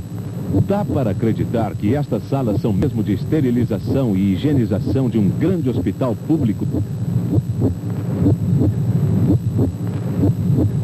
No outro Brasil de quem pode pagar pelos serviços hospitalares, higiene e saúde caminham juntas, como neste grande hospital particular de São Paulo. Aqui a internação é imediata e quem paga tem a certeza de um serviço impecável de médicos dedicados e equipamentos ultra sofisticados. No Brasil, sem dinheiro, a moeda corrente das filas de espera é tempo. Aqui, literalmente, tempo é dinheiro. É assim, esperando horas a fio, que se consegue uma consulta. E nem sempre o freguês atendido vai ter seu dinheiro de volta. Ele dormir aqui às vezes, né? Não consegue. O menino tá aqui com o peito cheio de catarro. E a máquina não atende não, sem ficha. Tem que pegar a ficha. Se for causa de doença, a criança morre. Os 2 meses que eu venho aqui pra conseguir, mas falta prontuário, falta um bocado de coisa e as fichas não dá. Vou assim mesmo pra casa, é o jeito, né? Volta amanhã? Tá aí. Melhor desistir. Se curar na igreja mesmo que é melhor. A situação da saúde hoje no Brasil exibe números exemplares. 6.678 hospitais, com uma média de 3,5 leitos para cada 1.000 habitantes. E a cifra razoável de 1 médico para cada 1.000 pessoas. Mas assim como o país tem super safras e a população passa fome, os brasileiros têm muitos hospitais e médicos, mas não têm saúde. Só faltam nas pequenas cidades, como aqui em São José do Ribamar, a poucos minutos da capital do Maranhão. Às vezes a gente chega com problemas muito sérios aqui, tem que ir para São Luís porque não tem assistência médica aqui. Ela tá gripada, diarreia e febre. Não dá nem olhei médico aqui, eu olhei só a menina aí. Falta 8 minutos para 10. Eu cheguei, eram às 8 horas. Nos grandes centros estão hospitais de renome internacional, como o Instituto do Coração de São Paulo, um dos melhores do mundo para atendimento cardiológico. No posto de saúde de Santo Antônio do Descoberto, uma pequena cidade não tem os remédios básicos para a população. A essa infantil de pirona, eritromicina, né? Todos os tipos de remédio faltam. Quase todo tipo de remédio falta. Você já veio procurar remédio aqui? Já. Encontrou? Não. Procurou remédio pra garganta dela. Não encontrei não. Uma vez. E como é que você fez? Eu fui comprar, outro canto. E a população tem dinheiro? A população não tem dinheiro. Como é que faz? Eles vão, se viram, a gente manda comprar na farmácia. Tem deles, às vezes, que até brigam com a gente, pede dinheiro a gente para comprar um. Não é de se estranhar que num país assim, cada cidadão se transforme em médico de si próprio e dos outros. Se os serviços regulares de saúde são tão inacessíveis, por que não tentar o alternativo? Nesta farmácia improvisada de ervas medicinais, ninguém fica sem cura ou remédio. Não sei onde estão, mas eu estou com aquela dor de barriga, eu tomo remédio de farmácia na hora. Se uma pessoa procura um remédio para reumatismo, a senhora tem? Tenho. Então tem que saber primeiro o tipo de reumatismo. Tem que saber se é o artrite, se é o do sangue, para a gente poder encaminhar um remédio que é adequado àquele tipo de problema. Quer dizer, a função da senhora aqui também é como se fosse de uma médica ou de uma farmacêutica que indica remédios, só que não são remédios, são plantas medicinais. É, mais ou menos assim. Se na época meus pais tivessem condições melhores, tivessem me estudado, talvez eu seria uma médica hoje. Mas como eu não tenho curiosidade das ervas, sabe como que é? Para dar saúde ao brasileiro, existe também um remédio milagroso: verbas. Foi este remédio que transformou o Instituto do Coração, um hospital público, num centro de medicina de ponta, avançadíssimo, pioneiro em transplantes e pesquisas. É o INCOR, o retrato mais perfeito do jeito que o Brasil pode dar em saúde. Um jeito certo de fazer medicina que não discrimina ricos nem pobres, só visa o paciente. Que país é esse? Aqui é São Paulo. Só isso, só isso. Brasil. Muito bom, muito bom. Muito bom. É o primeiro que eu vejo que não reclama. Ué, vai reclamar de quê? A gente não tem inflação, não tem desemprego, tem comida. Para que reclamar de quê? Não falta nada. Falta nada. O carro quase não aumenta. O preço da passagem está congelado há 4 anos. Tudo bom. Gasolina não aumenta. Qualquer posto, é ideal. Tudo certo. Muito bom. 30 milhões de meninos abandonados do Brasil, com seus peitos crescendo, seus paus crescendo. Os primeiros médicos. Eu, para vir trabalhar, através Campinas, que talvez é uma das cidades com renda per capita maior do país. E depois de atravessar essas favelas, eu entro no laboratório, que não fica nada a dever aos laboratórios dos grandes centros de pesquisa do mundo. Isso, logicamente, nos tensiona como ser humano e às vezes nós indagamos se o que a gente faz realmente está fluindo para a sociedade, se a riqueza que a gente produz nesses laboratórios são devidamente distribuídas e devidamente tem a sua contribuição para o corpo social. O corpo do Brasil é deformado. A parte maior é medonha, doente, miserável, corroída pela fome, pela falta de abrigo. A outra metade do corpo brasileiro, a menor, é saudável, luminosa, brilhante. É o próprio espelho da modernidade. Aponta para o futuro. Seguido por uma massa imensa de com firmeza e paciência para acabar com o abismo que existe entre os dois Brasis. Nos últimos anos, os esforços científicos e tecnológicos do Brasil estiveram concentrados em 4 áreas do conhecimento: a química fina, a biotecnologia, a informática e a área de novos materiais. A química fina tem uma relação muito direta com você. Ela é uma das responsáveis pela sua saúde. Só quando tiver uma química fina altamente desenvolvida, o Brasil poderá fabricar os remédios de que os brasileiros precisam e ficar livre dos grandes laboratórios multinacionais que vendem os remédios deles como querem e ao preço que querem. Biotecnologia é uma coisa que parece milagre, mas não é. Ela é uma das disciplinas mais avançadas do conhecimento humano. Ela permite que, a partir de um pedacinho dessa flor, você crie milhares e milhares de flores iguais. Ela permite deste cavalo, você cria inúmeros cavalos com características genéticas semelhantes. Os países que têm uma biotecnologia avançada podem controlar a qualidade de sua produção agrícola e animal. O Brasil, que já avançou muito na tecnologia de produção de alimentos no que diz respeito ao solo, ainda está engatinhando no setor da biotecnologia. Mas os cientistas dizem que é só investir para chegar lá. A informática é um setor polêmico da atividade tecnológica brasileira. A reserva de mercado teria prejudicado ou beneficiado o Brasil? Eu diria que o Brasil, em informática, andou razoavelmente bem, principalmente devido às atividades de fabricação. Havia uma demanda, havia um mercado, e a reserva de mercado permitiu ou exigiu que o capital nacional se envolvesse com isso. Isso gerou uma competência nacional, mas é bastante significativa. Eu diria então que o Brasil teve um sucesso bastante razoável na área de informática. Não em toda a área de componentes, por exemplo, ainda está muito atrasada. O que se esperava desenvolver de software, foi feito um grande progresso no Brasil, a ponto de nós podemos hoje auxiliar e competir, inclusive, com países como a Rússia, por exemplo, com a União Soviética, certo? Não apenas com países do terceiro mundo. O mundo reconhece. O Brasil é um país que avança há bastante tempo no setor aeroespacial e no setor das telecomunicações. O Brasil tem tradição em física do estado sólido, o ramo do conhecimento que permite a descoberta de novos materiais. Estes materiais são destinados a substituir outros, mais pesados, menos eficientes, ou são desenvolvidos para ser... Estamos produzindo também fibras óticas. Estas fibras são fundamentais para o processo de desenvolvimento das telecomunicações, por exemplo. Outra coisa de que o Brasil estava precisando para poder ser chamado de moderno, de um laboratório de síncrotron. Palavra difícil, mas sem a qual não se é convidado para a festa do mundo. Hoje já existe em Campinas parte de um laboratório de luz síncrotron.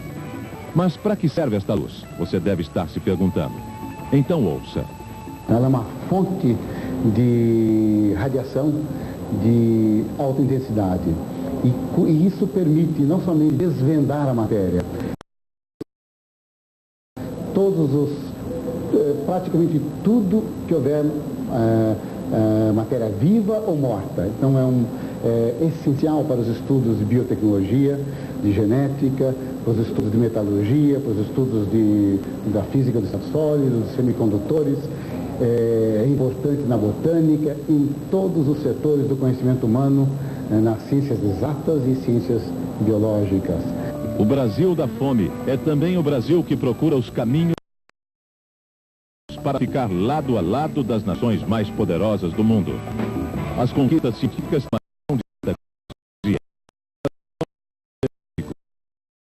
nos utensílios eletrodomésticos, nas estruturas dos edifícios, dentro dos vidros de remédio.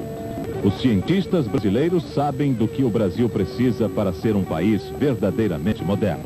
Principalmente deixar de ser o país que acredita em mágica. Todo processo de enriquecimento, logicamente, exige investimento, muito trabalho e muito tempo de maturação. Investimento para falar mais. O Brasil ainda é dos países desenvolvidos ou em desenvolvimento o que menos investe em tecnologia. Apenas 1% do produto interno bruto contra 2% da Coreia do Sul e Estados Unidos. Outra diferença. A participação da iniciativa privada neste investimento é muito alta em todo o mundo, menos no Brasil, onde o governo arca com 90% dos gastos em pesquisa tecnológica. Se a iniciativa privada tem um bolso para participar daquilo que acaba beneficiando a ela, dificilmente a nossa parte Japão na economia mundial será mais do que o velho e simpático bairro da Liberdade. Esse é o país do carnaval, mas precisa ser um pouco mais sério. Se você pudesse definir o Brasil numa única frase, o que você diria? Brasil, eu te amo. Assista amanhã, neste mesmo horário, o último programa da série Um Jeito de Brasil. Veja os caminhos da fé e os corredores dos shoppings. Uma indústria de respeito num país que tem fome e é líder na exportação de grãos. Terra de sobra, onde sobra gente e dinheiro curto para muitos e fácil para poucos. O exercício da cidadania.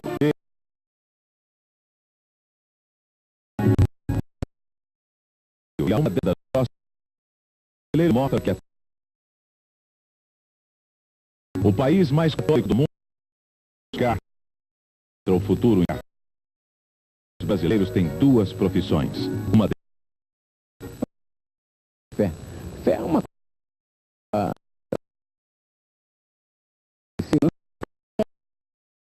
fé que vai conseguir o que você pediu e você consegue.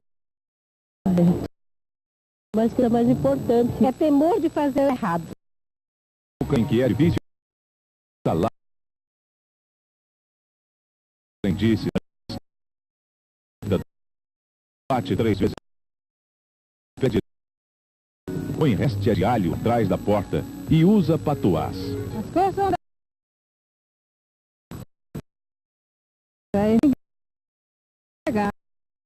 Gente que não precisa ou acha que não precisa. Eu uso meu da fé. Só manda chuva, manda. Você ser um elefante branco.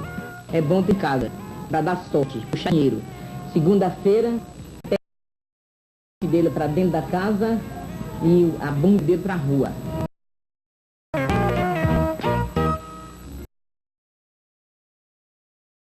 Comércio da fome. País. Tem de tudo. Pirâmide. Imagens e cristais. Livrarias especializadas. As vendas mostram que o brasileiro está procurando cada vez melhor. Vendem livros, as obras, que implicam na busca e cada vez mais os livros que implicam de si. Como o salário é pouco e a esperança é grande, principalmente na missa de domingo, há milhões de brasileiros. O domingo também na missa, para mim parece quando a gente vem, continua fila. Pegar os pecados, ou se confessar, como é? Os dois chegaram a para que eu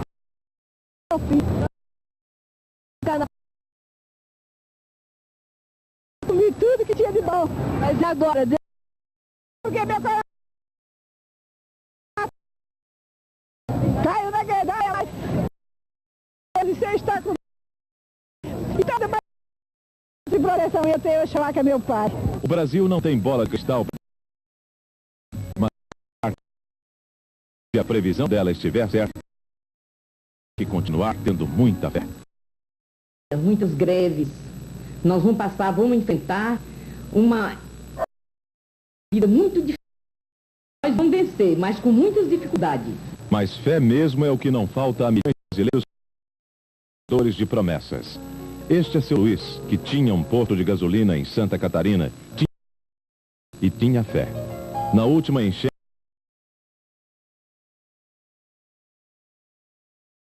a única coisa que pegou tudo o que restou da sua vida, pôs o pé na estrada para pagar a promessa. Viver ainda vale a pena. Que promessa? Eu sou de Santa Catarina, Itajaí. Problema cardíaco. Estados Unidos para Camita. Não tinha solução para mim, né? E quando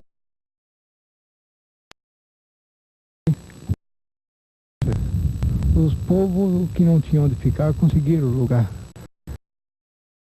E a mulher está andando.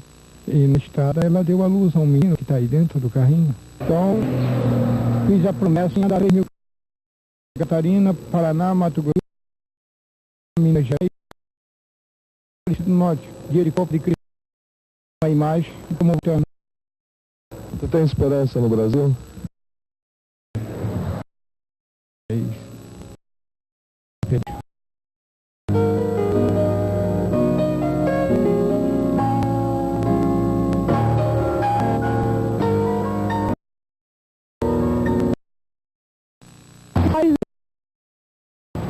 Dizem que é o país da esperança. Esse é o meu país, infelizmente. Social, né? Temperatura amena. Vitrines bonitas recheadas com os mais variados tipos de produtos. Diversões e muita gente para lá e para cá. Tudo isso fez do paraíso do Brasil pelo americano. O pioneiro de Guatemala, em 1960. O sucesso imediato para a verdadeira explosão de shopping centers que ocorreu no país. Nos anos 80, eles já estavam espalhados por grandes e partiam para a cidade suas irresistíveis opções de consumo. E chegamos a 90 com a marca oficial de 64 shoppings, filiados à Associação Brasileira de Shopping Centers e mais de 100 não filiados. 5 anos shoppings em operação no Brasil. E eles estão mesmo com toda a inflação que tomou conta da economia brasileira. O faturamento dos shoppings no ano passado foi além de 2 bilhões de dólares. O shopping center hoje no Brasil é um investimento com êxito de mais de 100 sofisticados shoppings. O futuro do comércio está no shopping, né? Acho que o lojista tem que se preparar para entrar no shopping. Cômodo, mais confortável, mais limpo, mais seguro. Tem tudo perto, em todas as lojas. Você quer um negócio, você tem sapato, relógio, bolsa, você quer tudo. No Brasil está se dando em 2 sentidos. Primeiro é o shopping que se amplia cada vez mais com a incorporação de cinemas, restaurantes, parques de diversão, equipamento e esporte. Outro sentido da expansão é a corrida para o interior. Empreendimentos de grande porte já fazem parte de todas as cidades médias com populações de alto poder e poucas opções de lazer. Um bom exemplo de inaugurado em 80, cidade com cerca de 1.000 habitantes, 80 quilômetros da capital. O shopping. Antes as únicas opções eram as ruas tradicionais de comércio. Na praça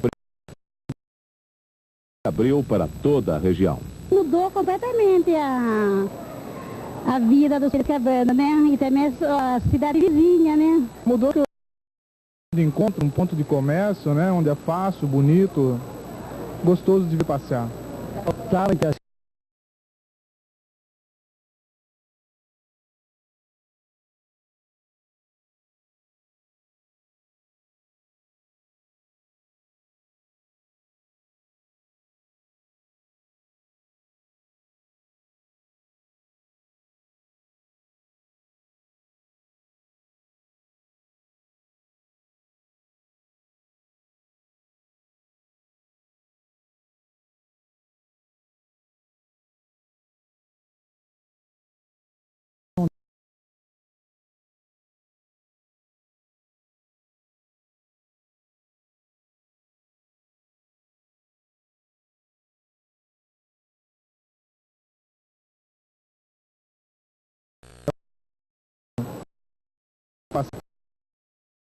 Acaba com a concorrência.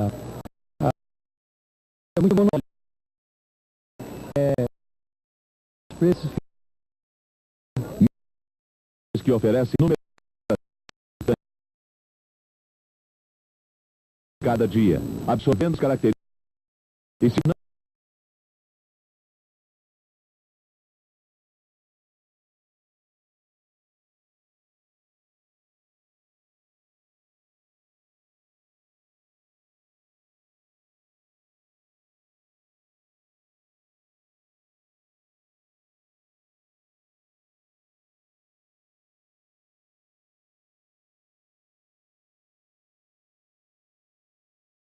que se absorveu refletindo em suas vitrines a face de um povo que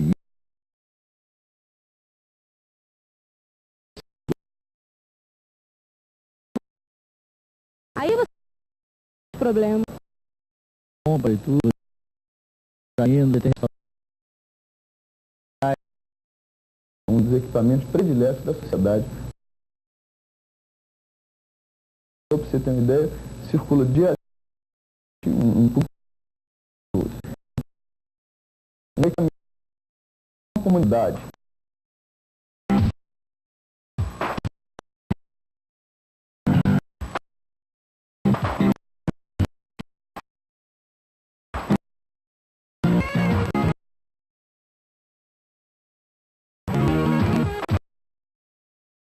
Que país? Esse aqui ainda não é, um dia será. Muita safadeza.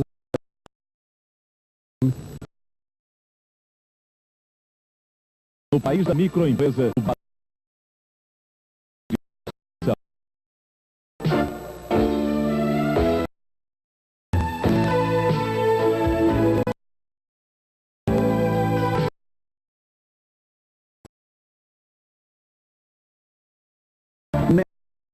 Os melhores nomes da música sertaneja estão no programa.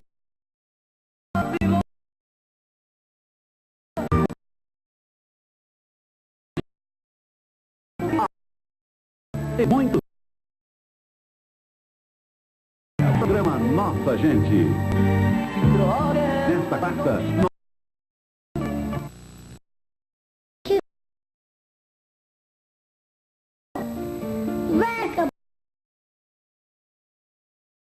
Vai melhorar a vida, gente. O futuro destes jovens começa. O apoio essa no Nespa, forte e completo. Senhor, vai acabar com os marajás, a vida da gente.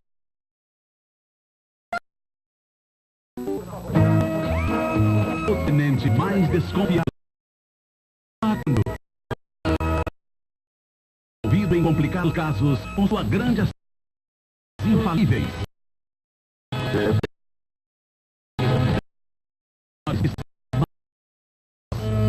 Ele é 8 da noite.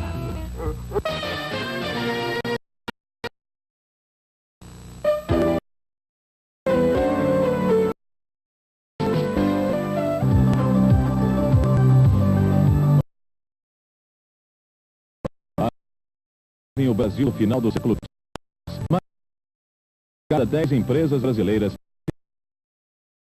é na pequena empresa que trabalha a maioria dos brasileiros, 60%. E é também da micro e da pequena metade do 37% dos brasileiros sonham em ter um. Se você lhes cuidar. Especulação é o atravessador, é todo aquele que não produz nada. O grande irmão. E omisso para apoiar quem produz de verdade. Sentido. Impostos e burocracia.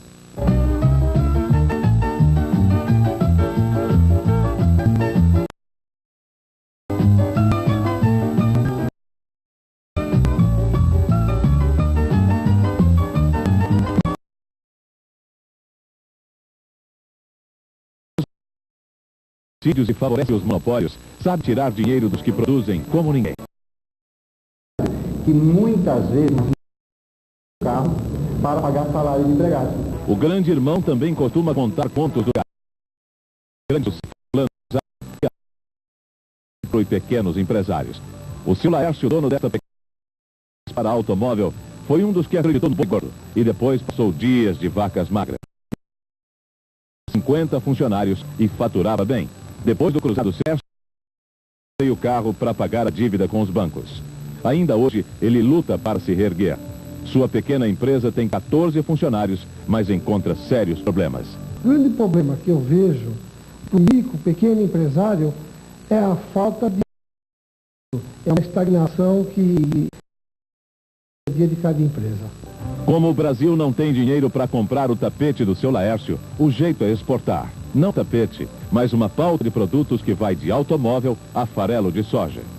O Brasil de hoje manda de tudo para países. Mas para um país com tamanhas desigualdades, é preciso exportar? O país precisa exportar muito. porque ele precisa importar muito para poder crescer. O Brasil não fez isso nos anos 80 em função da crise da dívida externa. É muito fácil falar e colocar sempre a culpa no governo por A, B ou C, mas nesse fato sim.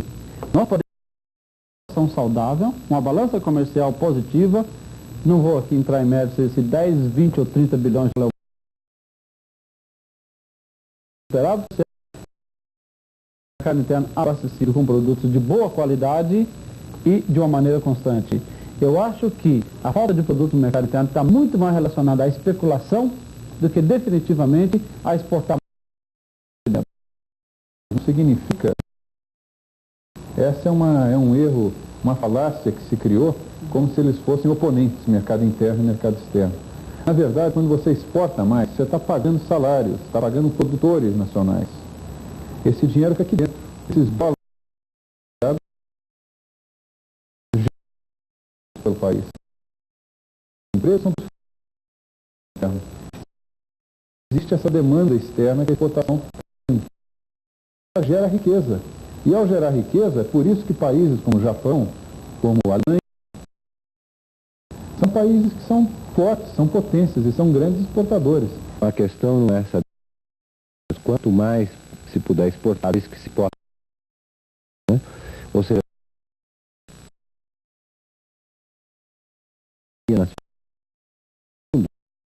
uma coisa desejável. E não é esse esforço comercial para pagar a dívida externa. De 90 precisam de apoio, de investimentos e lutam contra o grande irmão. Exportadores para o mercado interno brasileira hoje se explica nesta imagem.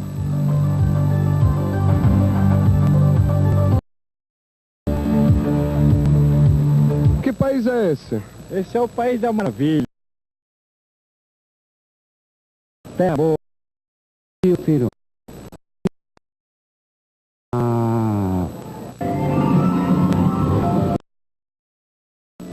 Um monstro, muito horrível mesmo, um monstro. Eu sinto fome, não como, mas pessoas que não comer, como não se sente.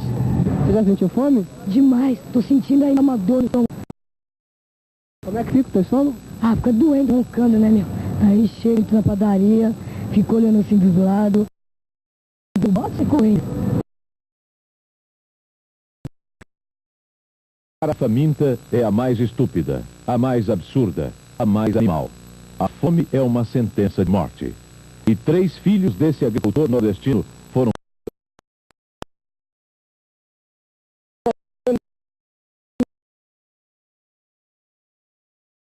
Já. 2 meninas e um menino. A fome não tem números, tem dor. E em cada esquina do Brasil tem uma pessoa que simplesmente não sabe quando vai...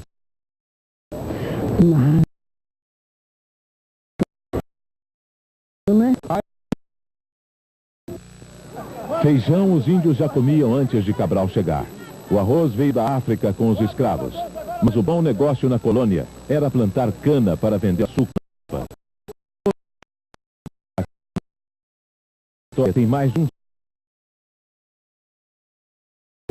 A fome fez do brasileiro com fome um homem sem...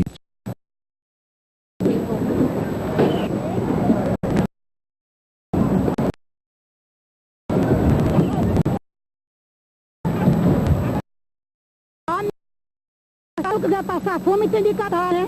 Vou comer essa semana inteira. Tudo bom, limpo, ó. Tá vendo? Tudo boa.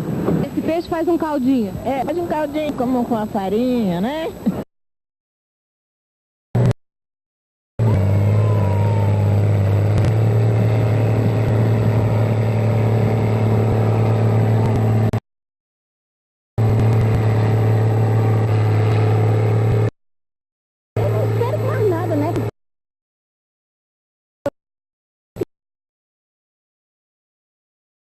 Eu trabalho para comer.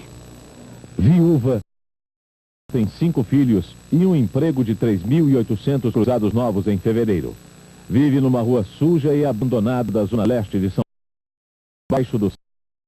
Ela leva marmita com que filhos. Ah, eu trago comida normal, só feijão e arroz. Quando tem mistura, quando não tem, o zoião. Feijão e arroz só? Só, e tem também. Feijão tá caro, né? Sabe uma coisinha, se tiver que sustentar por dia? Faz, sustenta, sim. Costuma, né? A senhora sente quando ela tá com fome e não tem dinheiro para comprar e não pode comer? Você fica assim um pouco pensativa, né? Mas não tem outra solução. No país de segurar as contas do estômago, um pai tem que fazer as contas para saber quantos filhos ele tem. Filhos são 8, 8. Que país é esse? Esse país é esse? Ó, tá difícil de saber, viu? No Brasil. Brasil Alegre. Essa eu falaria Brasil Alegre. Apesar da inflação? Apesar da inflação, aqui a gente leva bem melhor que na Argentina. A seguir, um país onde sobra terra e falta comida.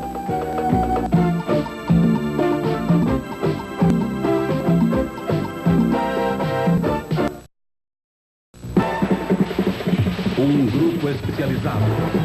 Espero que estejam prontos, pois comigo terão uma longa jornada. Terá que enfrentar fanáticos terroristas que querem libertar perigosos assassinos.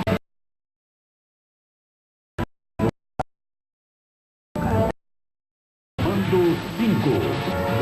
Sessão especial. 9:30 da noite.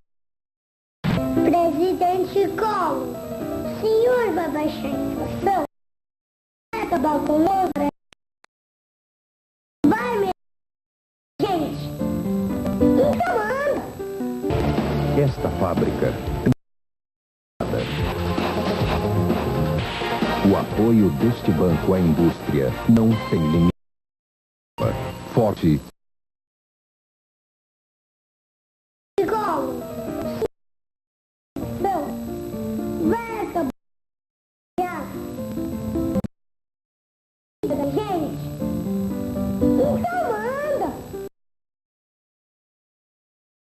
Nesta quarta, os melhores nomes da música sertaneja estão no programa Nossa Gente. Grosso e Matias, os originais do samba, a moda, muitos outros.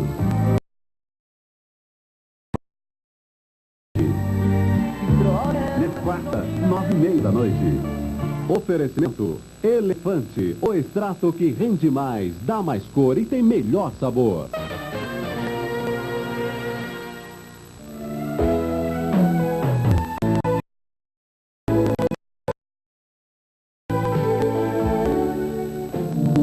Tem 8.500.000 quilômetros.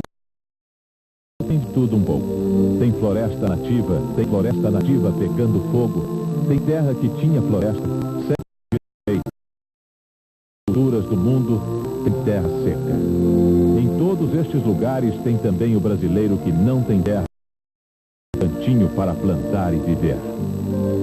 Muita terra e muito sem terra. O Brasil ver este problema grave. Reforma agrária assunto. Hoje os grandes proprietários nem podem ouvir falar nisso. O governo fala muito, mas faz pouco. Nunca houve no país vontade política para fazer uma divisão de terra. Esperança que para muita gente não existe mais.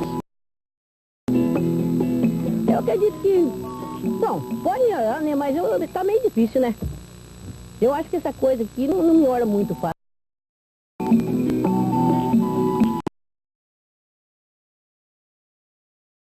A gente quer ganhar, né? Mas não... A gente trabalha na empresa, o que eles pagam na cana é muito pouco. Tem gente que tira até mais ou menos, né? Os meninos mais novos, que tem mais força, mais certeza, né? Mas não.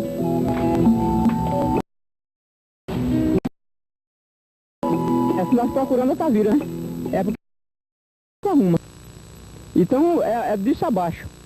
Porque o campo não dá nada a ninguém, né? Nós trabalhamos porque Mas que dê vida a ninguém não. Eu sonho que um Brasil melhor. Eu já sou meia velha, mas tenho meus netos, tenho minha filha, então...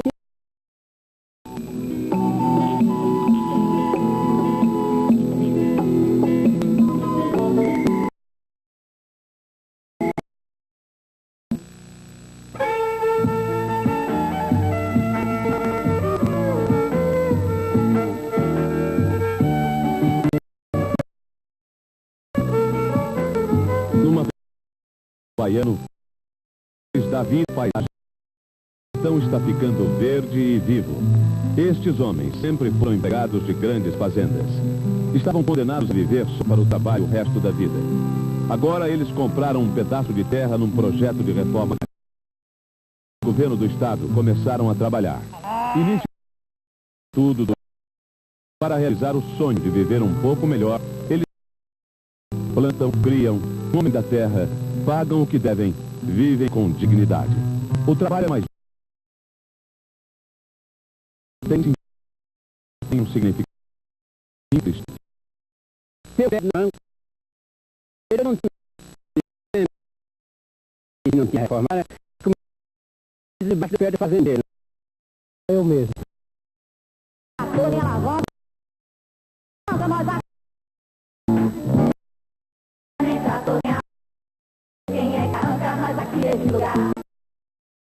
Pela terra, o gaúcho subiu, o paranaense, mas não tem como ele resolve lutar dos sem terra contra os termina sempre. Não conseguem mais descobrir funciona nesse país. Cá. Brasília resolve, volta pra cá, tá na justiça, eu resolveu o tribunal superior, morreu. Com fome esperando. Mais esperar. Não é justo tanto sacrifício a viver o resto da vida como remarca. Mas nessa crise, é bom ser um remarcador? Bacana ver. Do remarcador. E daqui por diante vai ser mais ainda, viu? Saco para escutar muito. A gente está com, né? O produto que a gente tem baixo pra gente, né? Que país é? O momento que a gente vive, afrontando o nosso país. Cidadania de todo cidadão.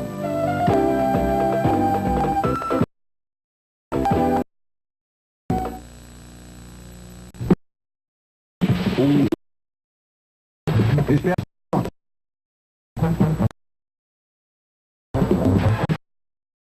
Mágicos terroristas querem libertar. Tá me ouvindo? Mando 5. Nesta sexta.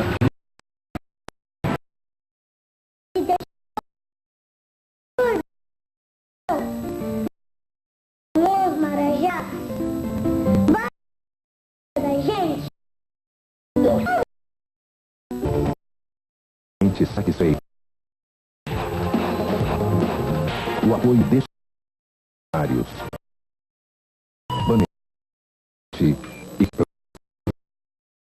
Identificou. Vai, Marajá. Vai melhorar a vida. Então manda. O TV continua envolvido em complicados casos com sua grande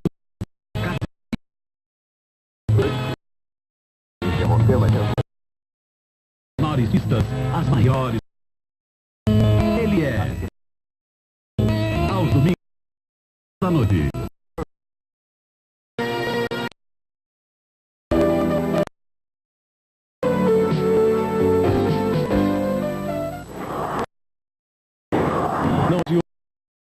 luta pelos seus direitos e no Brasil o da autoridade.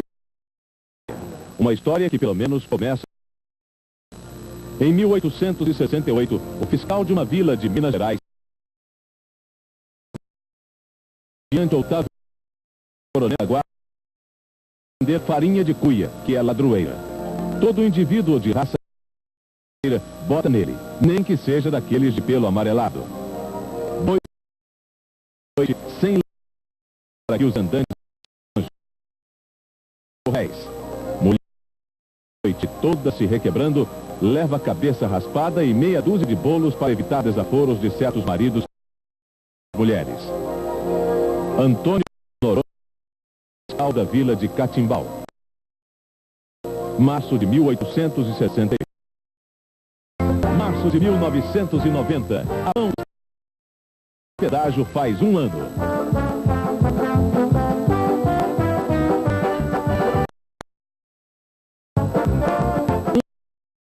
Contra a cidadania brasileira completa, cheio de dinheiro e as estradas cheias.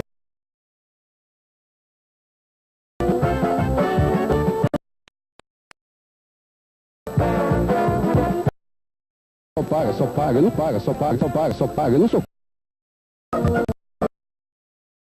O governo arrecadou 66 milhões de cruzados novos com selo pedágio, o que daria para 4 mil federais. Assim. Aniversário do selo pedágio. Bandeira. Chame os vizinhos. Participe. Com o selo pedágio. Saúde. O ônibus lotado desrespeito. Formos a conviver. Mas dou um depoimento. Tentam e muitas vezes conseguem desrespeitar esses cidadãos livres, negar-lhe a condição, negar-lhe a dignidade humana. No Brasil de pouca experiência democrática e de passado autoritário, está aqui no Aurélio. Ato, procedimento, sacanice. E aproveitando uma exposição de um jeito de Brasil. Da bandalheira. Lata de óleo enferrujada. Lata de óleo com mais lata do que óleo. Com inseto. De desinfetante. Dormitório de cerejeira. Esse que é esse palmito duro feito pau. O taxímetro que... E agora... Com lâmina recheada com cano.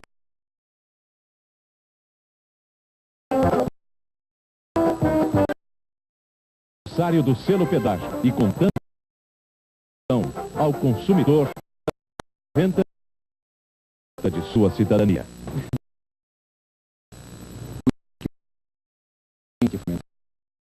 E cada um de nós ciência da sua e se insurja. Não se...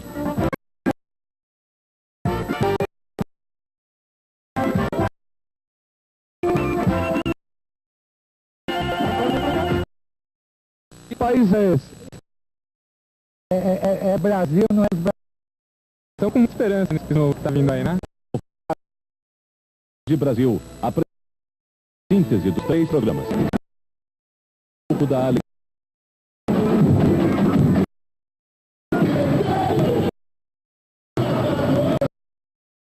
Da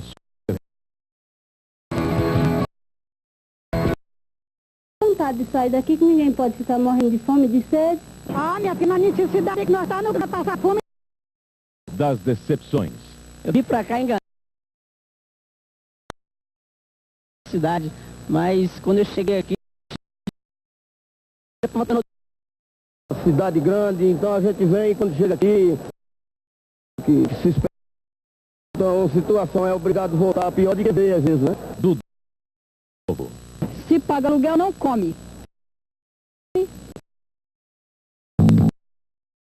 A TVT e os profissionais que trabalharam criando, roteirizando, produzindo, gravando e editando esta série distintas, fazer um retrato impressionante.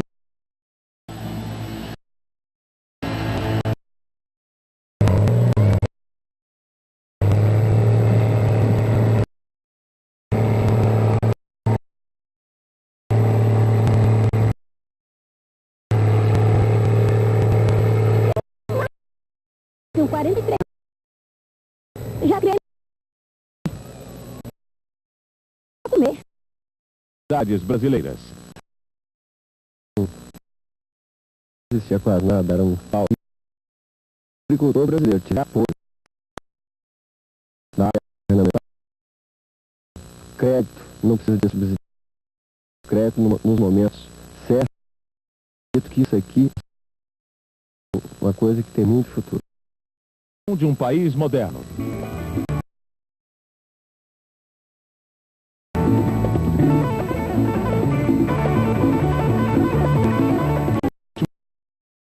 Científicos e tecnológicos do Brasil estiveram concentrados em 4 áreas do conhecimento: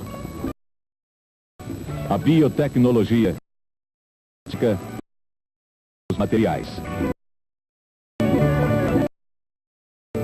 e dos cruciais problemas do nosso desenvolvimento. A gente não quer só comida, diversão e arte. A única unanimidade é que somos todos a favor de um Brasil mais justo, onde todos sejam em educação, saúde e trabalho, onde a mesa, onde não falte teto e seja bem comum.